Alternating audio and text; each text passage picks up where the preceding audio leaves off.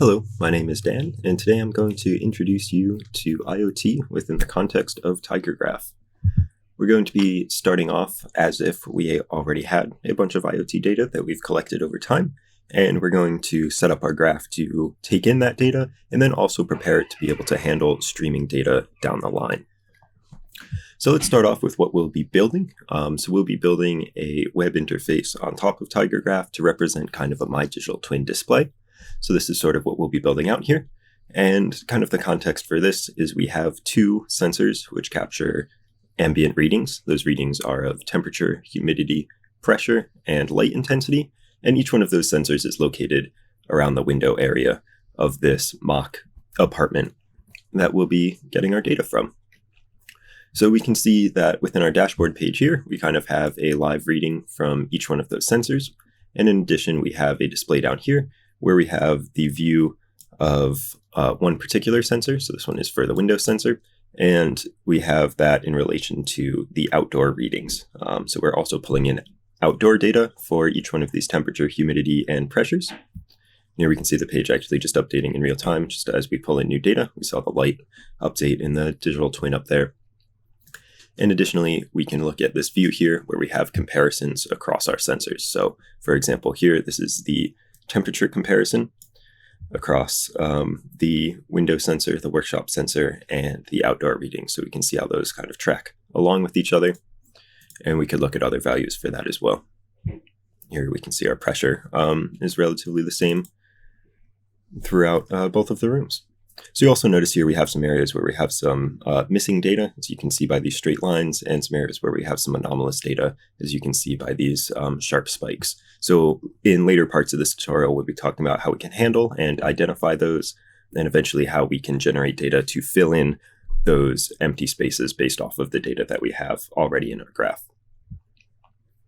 So now that we've seen what we'll be building out, let's hop on over to our Google Colab notebook where we can get started actually building it out. So the first thing that we'll want to do here is set up a TigerGraph cloud solution. So you can do this either on-prem or in the cloud. It's easier in the cloud, and I have that process kind of documented here, but I'll walk us through it really quickly. So if we head over to tgcloud.io, and we'll just need to log in. There we go, log in.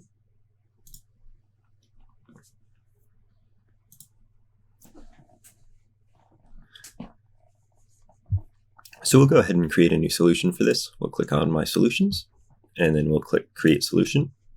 And this will be a blank solution. Since we are starting from scratch, we don't really have a IoT demo available, so we'll just be starting with a blank one. We'll be using a free tier solution, so I'm just going to select free. And now we need to actually set up and name our solution. So I'm going to call this one IoT Graph. I'm going to give it a 2 since I already have an IoT graph, but you can name yours just IoT graph. Give it a tag, IoT. Initial password, by default, this is TigerGraph, all lowercase. I'm going to leave it as that. And then for our subdomain, we'll just need to set that as something that we'll remember. This is the URL that we'll actually use to access our solution. So I'm just going to use IoT2 because I already have an IoT, and we'll just select Next. We'll take a look, make sure everything looks good here, and click Submit. So now we'll see that our solution is spinning up somewhere on the page. All right, now that our solution has been created, we can see up here that it is ready, IoT Graph 2. And if we wanted to visit this solution at any point in time, we could just click on this Applications button right here and select Graph Studio. Also note that the URL here for Graph Studio is just that subdomain that you created. So ours was iot-2.i.tgcloud.io. Just keep that in mind, and that's how you can easily access this Graph Studio page anytime. We'll see here that we don't currently have anything in our solution. That makes sense because we created a blank solution. So we have no schema, and additionally, we have no graph as well. So let's go ahead and solve those problems. So if we head back into our notebook, we can see here the schema that we'll be creating. So I guess I should back up a step. What we have a bunch of readings from these two different sensors, And those readings can be of one of 4 different types: our temperature, humidity, pressure, and light level. So we'll have a device, which will create a reading, and then that reading will have a type, which will represent the type of reading that it is. So our reading will also contain some additional information, such as the attributes and the date time that the reading was captured at, just so that way we can sort of keep that in track as we go along forward. Additionally, we'll be adding in 2 vertices for day and hour. These will just make it easier for us down the line when we want to select, for example, all of the readings within a certain hour. We can do that a lot easier if we just select that hour and then grab any readings attached to it, rather than selecting all of the readings in the graph and trying to filter them based on the hour that they were created. So it'll just make that a lot easier for us to be able to filter later on down the line, and we'll need that for some of the prediction and correlation queries that we'll be writing. So the first thing that we'll need to do is grab our data. So let's go ahead and see what our data looks like. So I've placed all of it in a Git repo, and you can just go ahead and clone that. That contains everything needed for this site, as well as any of the images needed for the dashboard, all of the data for everything. And we can see that we have 3 data files: outside, window, and workshop. So window and workshop are our 2 sensors, and then outside is just the outdoor temperature. And if we take a look at one of those files, we can see that we have a CSV, and we have a section containing the device, which tells us which device it is, the reading type, which is the type of reading, the value, which is the actual value of that reading, type, which is not really important to us. This was kind of one of those things that was in our initial data, but we're going to end up changing just to get some better use out of it with our end result.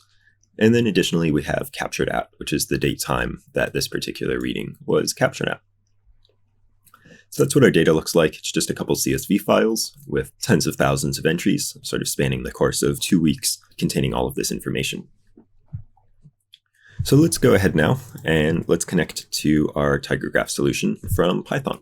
So we'll be doing that with PyTigerGraph, and I highly recommend you check out some of our additional PyTigerGraph documentation if you want to learn some more about PyTigerGraph. I'll be going through some basics here, but won't really be touching on some of the more advanced stuff. And if you really want to get full functionality out of that, like I said, I highly recommend you check out the docs, and those are linked here. Next, we'll go ahead and just do all of our imports and create a helper function to help us print some stuff out a little bit nicer down the line. And then down here is where we'll establish our initial connection, and this is where we'll need to start customizing some things. So for hostname, this is the name of that solution that we just created. So ours was IoT-2.tgcloud.io, and our username and password were both default of TigerGraph, all lowercase. So we'll go ahead and run this cell, and now we've connected to our graph solution. So here's just a little bit more about the schema. I'll get into that a little bit later as we create it and as we start loading some data in and modifying this as we go. But you can read a bit more about it here. Should you be interested, you can follow along with the notebook. First thing that we need to do is create the schema on our graph itself. So we're going to do that with these schema creation queries where we have create vertex reading. So that is pretty self-explanatory. Creates a vertex type called reading. And then additionally, that vertex has a primary ID, which we're going to call ID, and that is of type string. And then additionally, we have some attributes on that vertex as well. So we have a value, which is the value of our reading, and that'll be a float. We have the type, which is the type of reading that it is, and that'll be a string. And then additionally, we have the date time that it was captured at, which is a date time. So we're just going to do this for each one of our different vertices that we have kind of mapped out here. We're just going to create them within GSQL, and then running this will create them within the graph as well. So if I were to run this, we'll give it a sec to do its magic. And then if we were to hop back over to Graph Studio, we would see that those vertex types now exist within our graph. There we go. So we can see that our vertex types have been added. And if we head back over to our schema, give this a refresh, and we can see now that we have each one of those vertex types within our graph. But we're missing an important bit, which is the edges that connect them. A graph isn't of much value if there are no edges. So let's go ahead and create those as well. Those are created in a very similar fashion to our vertex types, where we have create edge, and then we have the name of our edge. And then here we have just the source vertex type and the destination vertex type. So these are all directed edges, additionally, which means that there is an implied direction between the edge and the nodes that it's pointing to. So for example, here we have a device captures a reading or has a reading. So that device creates the reading. So therefore, there's this implied directionality to that relationship between the device and the reading. So that's just why these are directed, because it helps us make sense of our data when we're looking at it, and it helps store that inherent relationship between the different parts of the data within our graph. So let's go ahead and create these edges, and we can see that those have been created. And if we go back to our graph again, give it a refresh, we can see that we now have all of these edges connecting our different vertices. So that is the basic schema of our graph all created. So we can go ahead now and actually create the graph. So like I said, we created this within the global schema. So as we saw here, this is our global view. So the global schema can propagate down to any graphs that you create sort of underneath it. And additionally, those graphs can have variations of the global schema, or they can have their own completely unique schema as well. So this global schema is really just useful if we're going to be creating multiple graphs and we want them to share aspects of the same schema. But additionally, like I said, we could create a graph using this schema, and then we could add to the schema just within the context of that graph. So let's go ahead and create a graph, and we can do that just with this create graph command. And then within there, we just include the names of all of the vertices and edges that we want to include. So let's go ahead and create our graph. So this will take a minute or two, but we'll come back to it when it's done. There we go. We can see now that our graph has been created. And if we were to head back to Graph Studio, give it a refresh again, and we'd be able to see that we now have a graph called My Graph. If we head into that, give it a second, and we'll see that our schema is exactly the same as it was in our global schema. We'll just see now that we have these little globe icons representing that these aspects of our schema exist within the global schema as well. I'm just going to move these around to make it a little bit easier for us to follow later on. And then we can just save the position of those with publish schema. There we go. All right, so now we need to connect to our actual graph itself. So our initial connection was to the TigerGraph solution, and that allowed us to adjust the schema and create the graph. But if we actually want to start loading in data, we need a secure connection to our graph. And in order to do that, we're going to need to create a secret and then use that secret to generate a token. I'm just going to walk through doing that here. So this line of code will connect to our graph named My Graph. So that's the name that we gave to our graph. And then once we're connected, we'll set our graph name as My Graph. We will create a secret on My Graph, and then we will use that secret to get a token. And additionally, we will set that token as well. So let's go ahead and run this. There we can see our token, and we'll want to use this if we're going to reconnect in the future. So we'll just want to save that as token. And if you come back to this notebook, you can just take these two lines here, comment them out, uncomment that line, and you are all set. You'll be able to reconnect to your graph without having to recreate a new token because this token already exists on the graph. So the first thing that we'll need to do now that we have our graph and our schema and our connection is create our loading jobs. That way we can load in our data. So once again, let's take a look at one of our data files, and we can see that we have the CSV structure here, and that these are our columns, and kind of each one of these rows is a different entry or a different vertex in our sense of our data. So we need to set up a loading job for that to map these columns of the CSV to the different attributes and vertices within our graph. So we'll do that via these loading jobs, and I'll just quickly walk through how those work, but you can read some more about it within the notebook itself or within our documentation on loading jobs.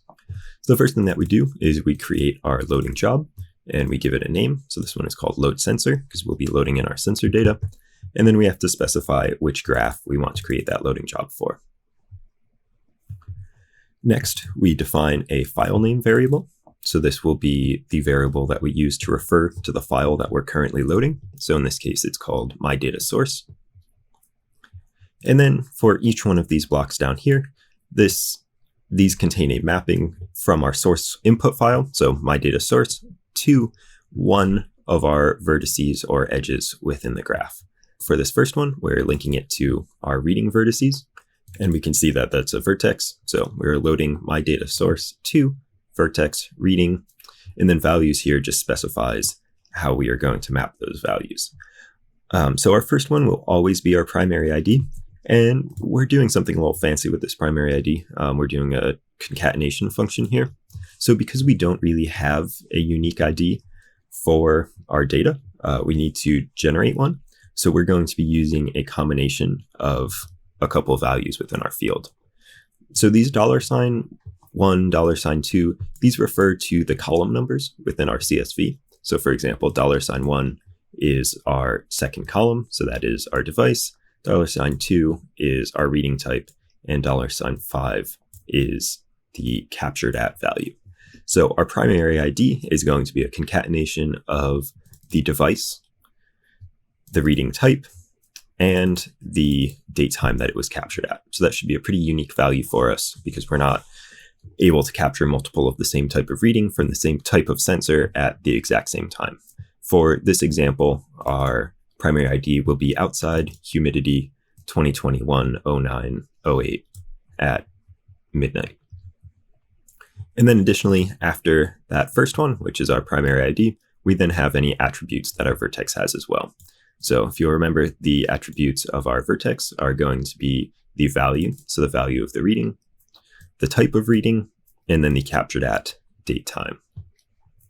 Additionally, we're specifying here that we are using a comma as a separator for our CSV. So you could use CSV with any type of separator in there, a pipe or a colon, whatever have you. And additionally, we're specifying that we have tabs and that our end of line character is \n. So that's all pretty straightforward and will be the same for all of these vertex loading jobs.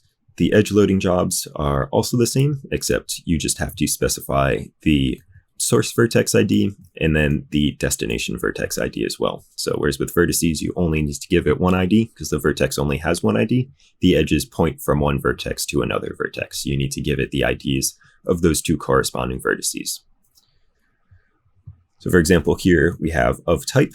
So we take, again, this concatenation, which is the unique ID of our reading, and we are mapping it to $2, which is our reading type. So this will create an edge from that unique ID reading to whatever value is in $2 on our CSV. So in this case, it would be humidity. Additionally, the edge has reading will do the same thing, except pointing us back to the device that created the reading. So let's go ahead and create this loading job. There we have it. The loading job load sensor has been created. And then now we need to load our data. What we're going to do is we're going to iterate over all of the data in our data folder. So this is that repo that we cloned earlier that had those 3 different CSV files in it. And for each one of those files, that is a CSV, we are going to use our TigerGraph connection to upload the file, our particular data file, and then we need to specify here the file tag. So that's the name of that variable that we gave our file in the loading job. So you can remember that we used my data source. So we'll be saying our file tag is my data source. And then additionally, the job name here is just the name of the loading job that we're actually running. So load sensor was the name of the loading job that we created. There it is. So that's the job that we want to use. And then lastly, we're just going to print the result saying that those files have been loaded. So let's go ahead and run this. And we can see that we've loaded in 2,161 outdoor readings. We've loaded in 50,000 readings of that type. And we've loaded in 30,000 readings from our workshop sensor as well. So if we head back to Graph Studio really quickly, and we go to Explore Graph, now we can see that if we select a few random readings, 1, we have readings, and 2, if we were to double click on them, we'd see that they spanned out to their type and the sensor that captured them. So if I were to double click on outside now, this would grab a bunch of those outside readings. And we'll just give that a different layout. So one thing you may notice though, from earlier, is that we don't have any day or hour connections made here. And that's because we haven't created them yet. We didn't have that within our initial data. We just kind of had that as something that we wanted to create. So let's go ahead and take a look at what creating those hours and day edges looks like. So in order to add in those edges, we're going to need to create a query. And this query will parse out our information and create those edges from there. So I'll just quickly walk through what that query looks like. So again, we'll be using our connection.gsql because we'll be running a block of GSQL code. We want to specify that we're using graph mygraph because that's the name of our graph. And then we'll specify the name of the query that we're creating. And this query does not have any inputs, so we're not going to add anything there. And again, we just have to specify that this is for graph mygraph. So the basics of this, we are going to select readings from our list of all readings. So this here specifies that this is all of the readings within our graph. So we're going to select the readings from that list of readings where they do not have any edges emerging from them that go to on hour. So what outDegree here does is this looks for edges coming out of our vertex. And here we're specifying that we want to look for edges of type on hour. So on hour is what points between our reading and the hour that it was captured on. So we're going to check to see if a reading is not currently linked to an hour, then we're going to select that reading and we're going to create an edge for it. So we do that with this insert into statement. So insert into will insert something into the graph. So what we're inserting is on hour. So that is our edge on hour.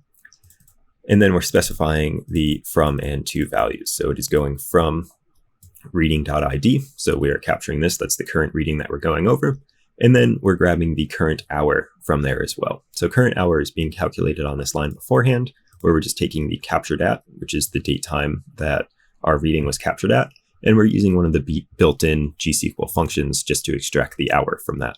So we're extracting the hour from the date time that the reading was captured at. And we're using that to create a mapping from that vertex to one representing the hour that it was captured on. Additionally, down here, the select statement is doing almost exactly the same thing, except with the current day. So we're taking the captured at, we're converting it to a string in the format of year, month, day, and we're going to create an edge from our reading vertex to that year, month, day, date vertex. Now, one thing that's important to note here is that we're not explicitly creating those vertices. So within TigerGraph, an edge needs to point between two vertices, right? You can't have an edge that just points off to nothing. So if you create an edge and one of the resulting vertices does not exist, then that vertex will have to be created. So in the process of doing this insert into, where we're adding this on our edge, we're going from our reading, which we already know exists, to an hour, which we don't know if it does exist. So if there is not an hour corresponding to what we're trying to link to, so say it's 5 p.m. and we want to create an edge from our reading to 5 p.m., but there's no 5 p.m. vertex, what's going to happen is that edge will attempt to be created. It'll say, hey, there's no 5 p.m. vertex, and it will create that 5 p.m. vertex. So that way that edge has somewhere to point to. So if that 5 p.m. vertex were to have attributes, those attributes would be defaulted just because we're not able to supply that information when we create our edge. We would have to run an additional insert into and then something for the actual vertex type to insert its attributes. But with the edge, we just create a default vertex with the primary ID that we need to link to, just so that way that can exist. So the query is installing right now. It takes about 1 to 2 minutes for a query to install. And that's just something that happens with TigerGraph. It is optimizing these queries in the background, as well as creating a REST endpoint on your TigerGraph server for the query as well. So everything that we're doing through this notebook right now can be done via REST endpoints through however you want to interface with TigerGraph. So here we can see that our query has been created. So let's go ahead and run that installed query. And then we can hop back into our graph and take a look at what it did and all of the different edges that it generated. So here we can see a lot of stuff printed out. So that's hopefully a good thing. So let's head back over to our graph. And now if I double click on one of these, we should now see that we get our corresponding day and our readings for it as well. So that query essentially created these linkages. And we can see here by hovering over these, that date property. So date was an attribute of our date vertex, and we can see that that's blank. Same with our hour. We can see that the hour is 0, which is the default value. So those were attributes that were not set because we only created these via the edges. For the purpose of this, those attributes aren't really important to us, so we're not going to worry about them. But it's just something to note that in the future, if you're creating edges like this, those attributes will not be created if those vertices don't already exist. So that is the majority of getting everything in the graph, and now it's time to start building out the actual dashboard. So now it's time to build out our dashboard, and we'll be using Plotly Dash to do that. So the first thing that we'll need to do is just install our required components. So we'll be installing Plotly as well as some of the Dash Bootstrap components. And additionally, we'll be installing Jupyter Dash as well. Jupyter Dash is needed in order to run Plotly Dash with inside a Jupyter notebook, or in our case, a Google Colab. Next up, we have our imports. So these are just some of the default imports that we'll need in order to create our dashboard. Dash Core components and Dash HTML components are just additional components that we can use from within Dash to generate our page. Dash dependencies as well, and Dash Bootstrap components. And then lastly, we just have some more of the Plotly features that we need to import as well for some of the graphs that we'll be creating, or charts rather. Now, in order for our dashboard to have real functionality, we need it to interact with our TigerGraph server. There are a couple things that we want it to be able to do, so we'll just need to write some queries on our TigerGraph server, so that way the dashboard can execute those queries and then display that returned data. So the first query that we'll want to take a look at is one to get all readings for a particular sensor. So we have our different sensors, and we want to return all readings for one sensor, and we want to return them in a way that can easily be broken up by the types of readings those are. So this query here, it takes our input device, and then from there, we have a couple select statements where we take that device, we select any readings that are connected to that device, and then we get the type as well. So we then traverse that of type edge, and we get the type of that reading. So we start with a device, we go to a reading, and then we get the type of that reading. And the thing that we're looking for here is where our reading type ID matches what we're looking for. So for example, with this one, we're looking to only select temperature.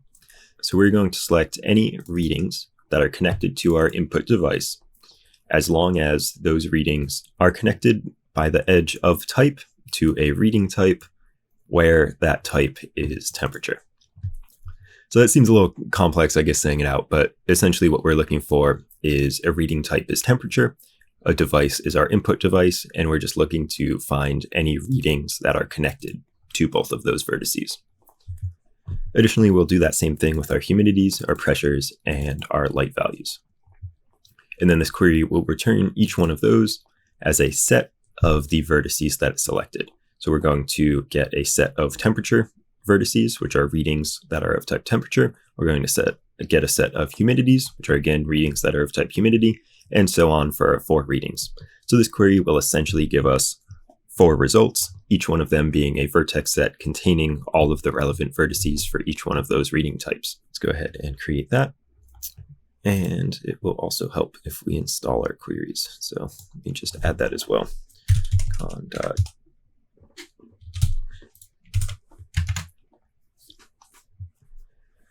So that will just install that query for us. So let's take a look at our other query. So this query is going to be very similar to our previous query. We're going to get just the most recent reading for any of our given sensors. So in order to do that, it's going to look very similar to what we had before. We're selecting a reading from our input device, where the reading is of a specific type. So this line right here should look pretty much identical to the select statement from our queries up here. However, we'll see that we're doing some things a little bit differently. So within our cum statement here, so the cum statement runs in parallel for every one of our readings that we're touching. So you'll notice select R here. So R is going to be the variable that we're using for the duration of this query. This is more or less the focus of this query. So we can see that R here refers to one of our reading vertices.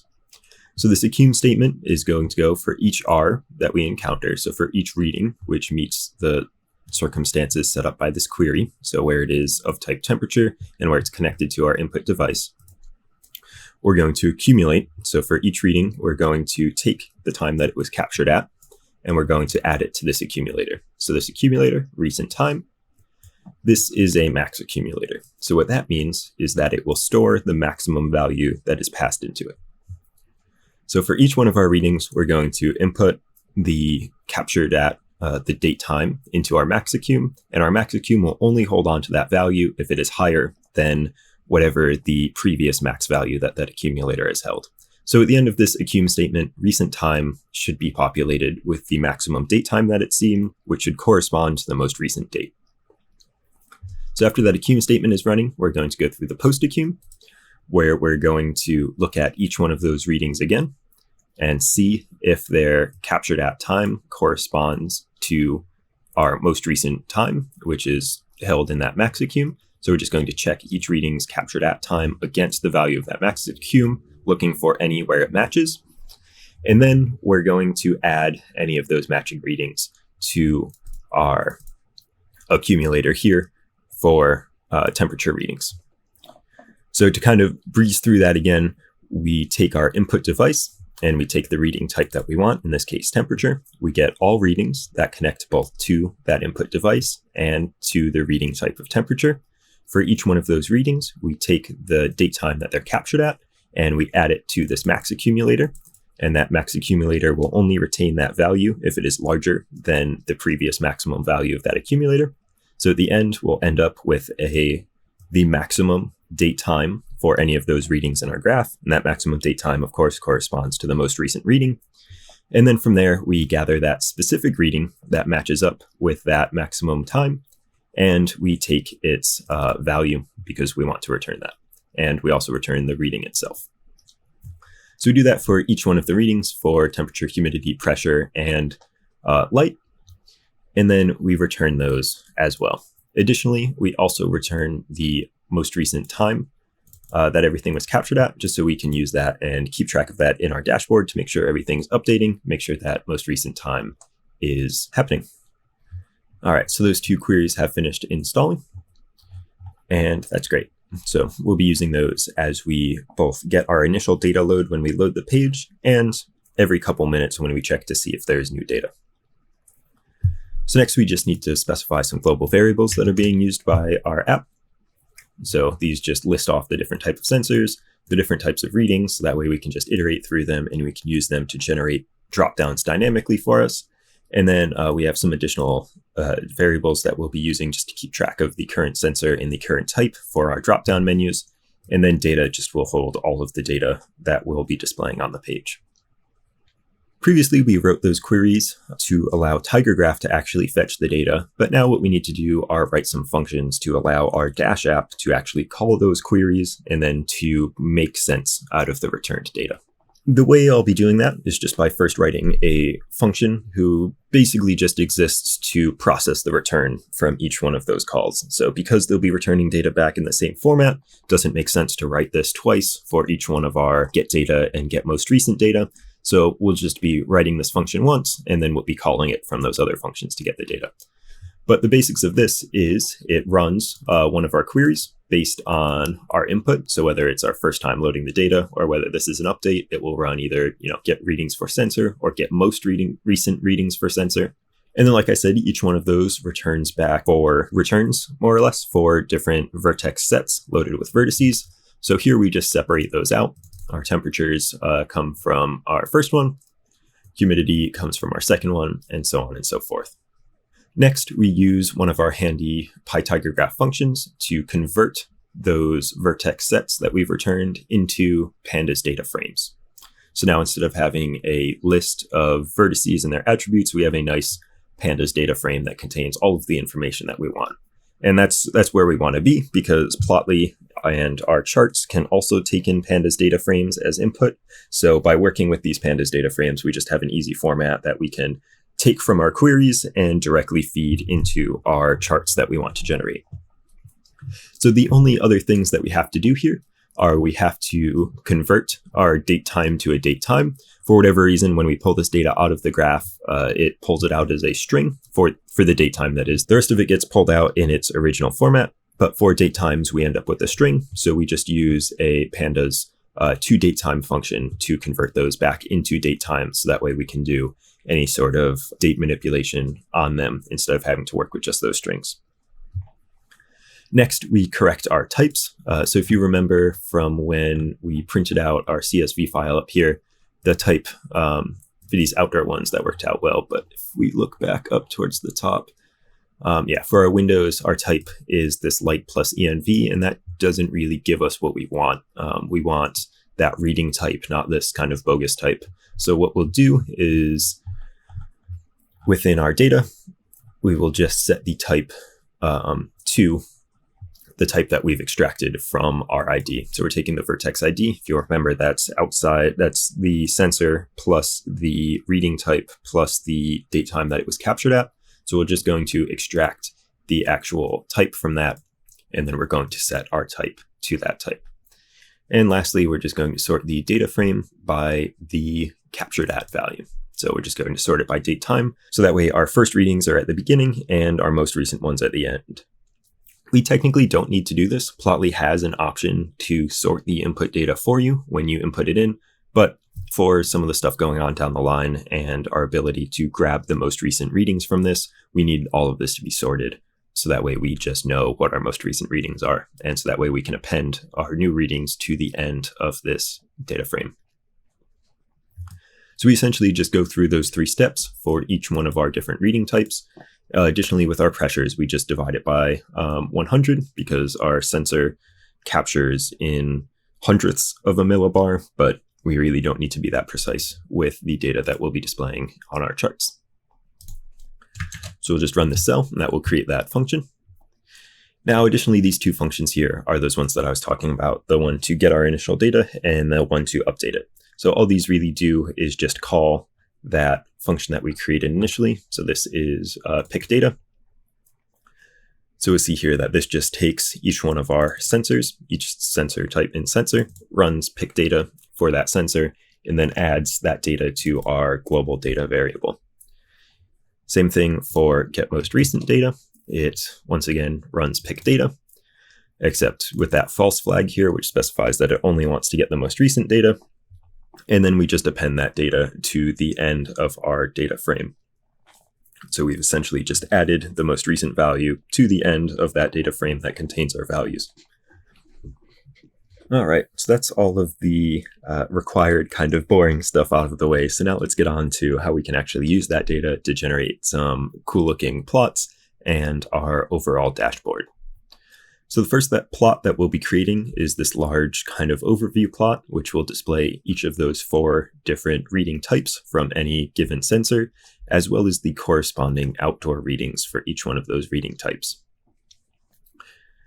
So let's take a look at what we need in order to do that. This is going to look, all of this might look a little bit more complicated than it actually is, just because we're doing everything 4 times for each one of these reading types. But we can make this pretty simple. So let's take a look at what's actually happening here. So the first thing that we do is we create a figure, which is made up of subplots. So the subplots will represent each one of these individual graphs within there. And we're separating them into rows. So I want 4 rows. So I just specify that. And there's only 1 column. And I say that they have a shared x-axis. So what that will do is make it so that if we were to zoom on any one of these particular subplots, then that zoom will carry across all of the other subplots as well. So if we were to zoom in on a particular date range and our temperature, both the humidity, pressure, and light intensity charts would also zoom into that range as well. And that's pretty necessary for the type of data that we'll be looking at. So once we've created that subplot, really all that's left is to add in the individual traces. And that's really just done with figure.addTrace. And these are scatter plots. There's no real setting for line plot. Scatter plots and line plots are the same thing. One of them is just dots and the other has a line. So that's one of these settings here with the mode where we just set it to lines rather than just dots. But what we do is we create a scatter and we want to feed in our x-axis is our captured at value. So that's going to be our date times. And our y-axis is going to be the actual values from those sensors. So we just specify that the particular sensor, which is a variable that we're feeding in, temperature, because this is our temperature one up top, and then captured at and value based on whether we're on the x-axis or the y-axis. And then again, mode lines here because we want a line chart rather than just a bunch of dots. And we're going to call this one temperature. And then lastly, you just need to specify where in that subplot this exists. So this is row 1, column 1. And we'll see that as we move down to our other ones, humidity is row 2 and row 3 is pressure. Here as well, we're adding in a second trace just for the outside temperature, and you'll see that we're doing that for humidity and pressure as well. We don't really have a reading for outdoor brightness, or at least not one that directly corresponds and would be easy to see on the graph, so we're not going to include that within our chart. Lastly, we just update our layout. So here we just add our overall chart title and our axis labels. And then lastly, we want to draw in some of these colors for this bottom graph. So these colors represent kind of the lighting conditions. This bright yellow up here is direct sunlight. This blue is cloud cover. This paler yellow here is indoor lighting. And the black here is used to represent more or less complete darkness. So we just draw in those rectangles with these commands below just to add in shapes on top of our chart down here. And one of the last things that we have to do is our lighting is logarithmic. So we're just going to set that y-axis type as log, just so that way everything scales correctly there. So we can go ahead and run this. And that will just create that function for us for use later on. So now, additionally, we're going to create that comparison plot. This is going to be very similar, except instead of kind of showing all of our readings, we're just going to show one reading, but across all of the sensors. So the first thing that we need to do is we're going to find the first point where all of our readings overlap. This just helps us display the chart. There's no sense in displaying a chart to show the overlap of data if half of that is going to be, just one segment of data. So this will find the first area where we actually have overlap within our data, and it'll set that as the minimum value for our scaling. So that way, when we do show this chart, we'll only see areas where we have data for at least 2 sensors.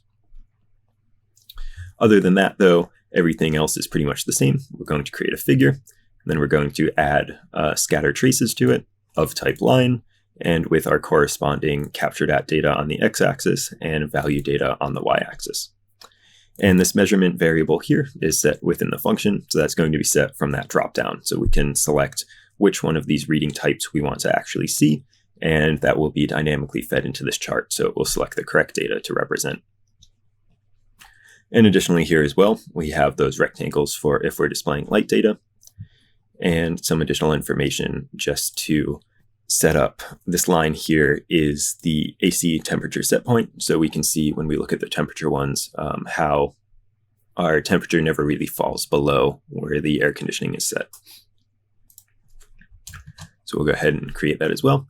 And then the last bit of our dashboard, the last one of our more or less plots that we'll want to be showing off is kind of this digital twin view of the room itself. So this contains these 2 tables, which have the most recent readings from each one of our sensors. And then it contains this room view in the inside here, which kind of updates based off of those real values. So it'll change the lighting within the room based on what the actual lighting is coming from those sensors. And this is not really much Plotly. This is all kind of standard HTML stuff. So each one of these different lighting levels is an image, and all of those images are stacked on top of each other using kind of this CSS class just to position everything directly on top of each other. And then we adjust the opacity of each one of those layers depending on what the lighting condition is. So if it's room lights, then we'll kind of set that room lights value to a high opacity, and we'll turn down the opacity of everything else. So that way we just see those room lights. So that's really what these big if-else statements are doing, is they're just looking at the most recent value. So that's what this -1 means. This -1 is just, where 0 would be the first value in our data frame, -1 is the last value in our data frame. And here we just check what their brightness is compared to some sort of set standard values. And based on those, we adjust the opacity of the layer that that lighting image is on. So we have two halves. We have the room side and we have the workshop side. So each one of those will need to be set individually there. And then down here, we just have a list of each one of those images, and we just need to place them on the page on top of each other. And you can see that the style here is set by that initial room image style, which just places everything on top of themselves. But then additionally, for these, we also have the ability to adjust the opacity. So this star operator here, double star, kind of expands out this JSON. So we're opening up here, we're stating that we're opening up room image style, and we're essentially adding in this opacity property to it. So for each one of these, the opacity will be set based off of this big if-else up here, and that will decide which one of those lighting layers we're seeing and what its opacity looks like. And then lastly, down here, we just have the tables to display the reading information. There's really nothing too crazy going on here. These are just standard HTML tables, and we can see that we have table rows, and this is, this just each contain our values, our most recent values again from that data frame. So we can go ahead and run that. And lastly, we'll get into the rest of the page. So this is our sidebar. This really just serves navigation between our two different pages. So we'll have one page which will show our per sensor readings, and the other page will show the sensor comparisons. So we'll just have those links there to be able to switch between those two views. And then we're also going to have a little heading and a nice TigerGraph logo that we'll throw on the page as well. And then the last thing that we need to do is include kind of those holders for those initial charts that we created, and some of the drop downs for them. So this one is for our room view. So this will show, once again, that room layout. And here we're just saying that we want to show first our workshop stats. So that's that table with the stats in it, as we saw up here. So that'll be this one.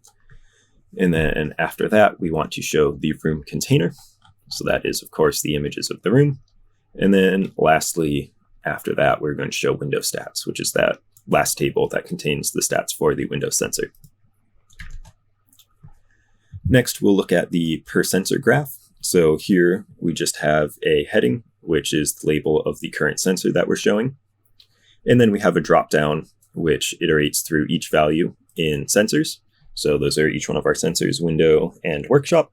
And we're going to ignore outside because there's no real reason in us needing to just see our outside values on their own, since they're shown with each one of the other charts. And then down here, we have our graph surrounded in a loading block. So basically, when our data is loading, it's going to show a little loading animation, and then our graph will pop up with all of the data in it. So that way it doesn't look like we just have a blank page while everything is loading. And then the comparison view is pretty much exactly the same thing. We have another header to show the type of data that we've selected, and then the drop-down menu to select the reading types. And lastly, there is the chart itself, which is within another loading container. So that way we can just see if it's loading. Now it's time to bring everything together. So we've created our charts, we've created the containers to hold them, we've created our drop-downs to allow us to navigate between those different charts. So now we just need to construct the page and the callbacks needed to actually do the data fetching and reloading on the page. So the first thing that we'll do is we'll declare our app. Oops. So we'll declare our app here. We'll just say app equals Jupyter Dash. Jupyter Dash, once again, is just what we need to run in order to run Dash within a Jupyter notebook. We're going to specify that we're using an external theme here. This is just a dark theme, so that way we have some preset style sheets that we can work with. The first thing we'll do is get our data. So we'll just need to call that to actually populate our data variable. And then we're going to set the layout of the app. So the layout is more or less the entire HTML content of the whole application. So we'll start with a div here just to hold everything in. We have a data store to store our data, and then we have an interval. And basically what the interval does is it fires off every X number of milliseconds. So in this case here, we have it set to 120 seconds. So this fires off about once every 2 minutes. And what that will do is we'll use this to trigger our function to get the new data. So every 2 minutes, this interval will fire, and we'll use a callback to use the result of that interval firing to run the query to get the most recent data. And then that in turn will update our charts based off of these callbacks, which I'll talk about in a second. And then lastly, kind of going through here, we have a location. So this is just used to navigate between those two pages. So this is more or less just in our URL. This allows us to keep track of that navigation between those two pages. And then lastly, here we have the main wrapper div, which just contains our sidebar, the room view, and then the content holder for whichever page we're currently showing, whether that be that sensor overview or that sensor comparison. So that's kind of the basic of the structure of everything and how that fits within itself to form a dash page. But now let's take a look at the callbacks, because these are pretty important for the functionality of our page. I'll start with a simple one here, and then I'll sort of work our way up as we get into the more complex ones. So this one here is just used to update our graph from that interval. So we'll see we have app callback. So this specifies that it's a callback. And then we also have output, input, and state. So our output is what we're going to affect. The input is what we're looking for. And state doesn't necessarily need to be included in them, but in our case, it's what's storing our data.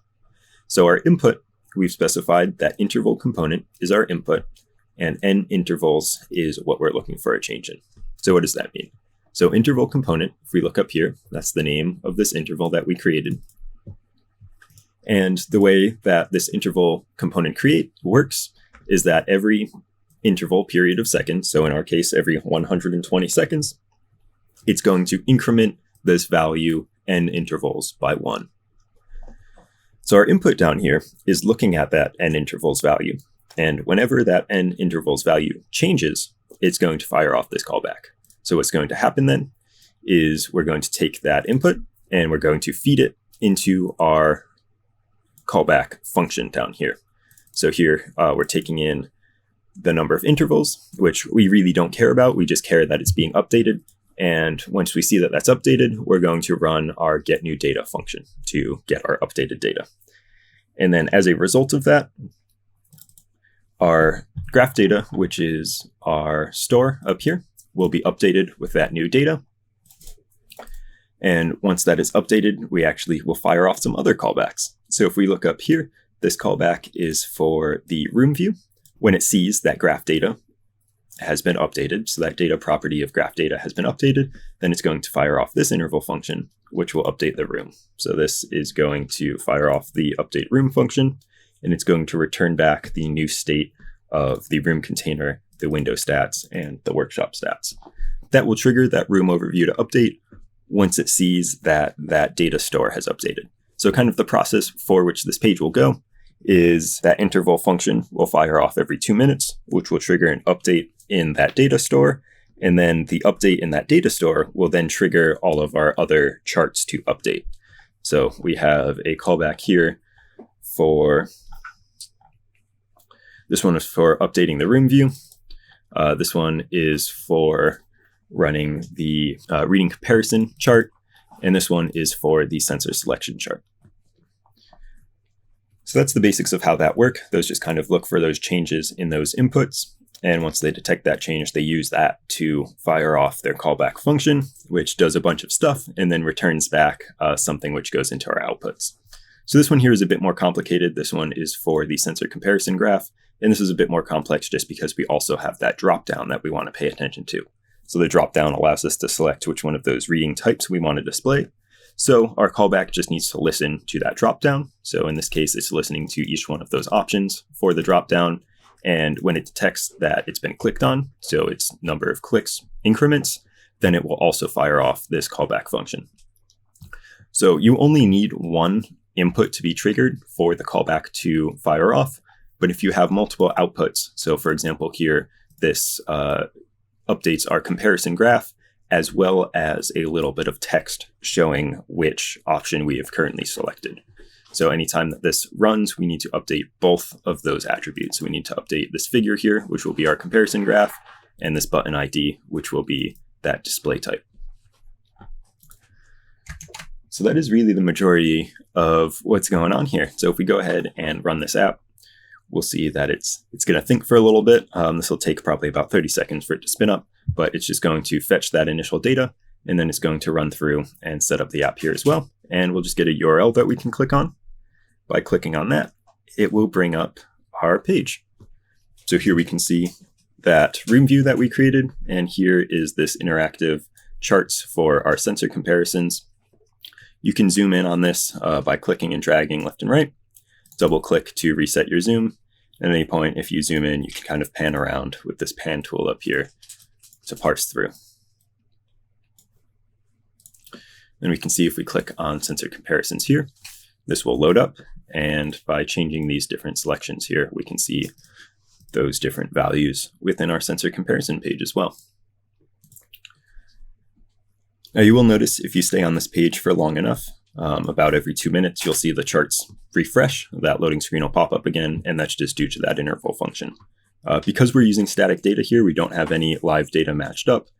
You won't see any of the attributes actually change because they're not going to, because it's static data. But we'll get to that in the future when we are looking at connecting up our own data sources, and we'll look at the rest of that in part 2. So that concludes part 1, just kind of getting set up with the dashboard and getting set up with the graph. And going forward, we'll take a look at how we can recognize some of the things that are happening in the room and with our data. So for example, here you can see that we have this big line of data. So this is missing data. You can see that we have a couple areas where we have missing data either from our sensors or from our weather that we'll need to fill in. And then additionally, we can see some cool things here. So if you see this spiky bit in the room temperature, you might think that this is some sort of data anomaly and that's, it could be an issue with the sensor. But if we go into our per sensor readings and we were to zoom in on that similar area, we see that both of these sensors show that same sort of deflection, that same sort of pattern in their readings. So clearly this is something that's actually going on within the room and not just a fault of the sensors. And what this actually is the air conditioner kicking on. It'll kick on for a minute or two, and then it'll turn off once it's reached that temperature. It'll turn on again to drop the temperature down to the AC set point. It'll turn off and the temperature will rise back up again. So we'll take a look at how we can write some code to sort of analyze these changes within our different readings and attempt to assume different things that are happening based off of those readings. So look forward to part 2, where we'll go over all of that. That is it for now. Thank you for watching, and I hope that you have some fun exploring TigerGraph on your own.